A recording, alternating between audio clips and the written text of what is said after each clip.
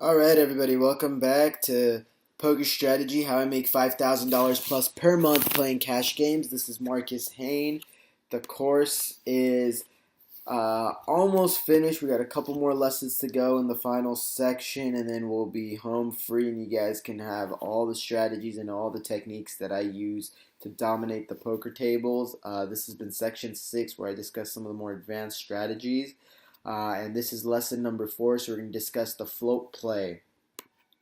So to start off, let me go ahead and explain what is the float play. So the float play is when you call an opponent's continuation bet on the flop with the intention of making a bet or a raise on the turn to take down the pot. So instead of trying to catch your opponent on the flop, you call the bet and wait for the turn to make a really aggressive play to really push your opponents off of a hand.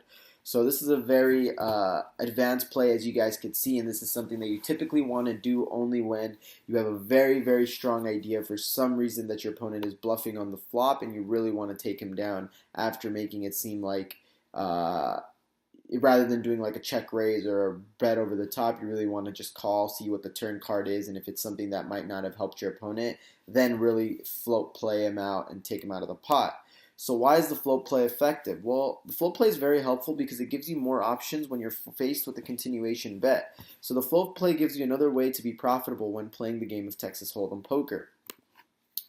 How to use the float play. So 3 conditions are absolutely necessary in order to be able to use the float play. Number 1, you should be heads up with your opponent. Number 2, you should have position over your opponent, meaning you should be the latter person to act, so your opponent has to be first to act. And number 3, you should have a hand that has potential to improve after the flop, so other cards on the turn or river can help you potentially win or improve your hand. When not to check raise. So when you have a monster hand, you should really not check raise, or you should really not go for a float play. That's probably like one of the biggest suggestions and the biggest things that I can tell you guys. So when it comes down to the float play, you guys are really looking to take down a pot because you think your opponent is weak, and it's not necessarily because you're extremely strong, but you're also weak at the same time. So it's really more of a strategy play, because if you're strong, you can just bet over the top and take down the pots. But that's it for this section on the float play. I'll catch you guys on the next one.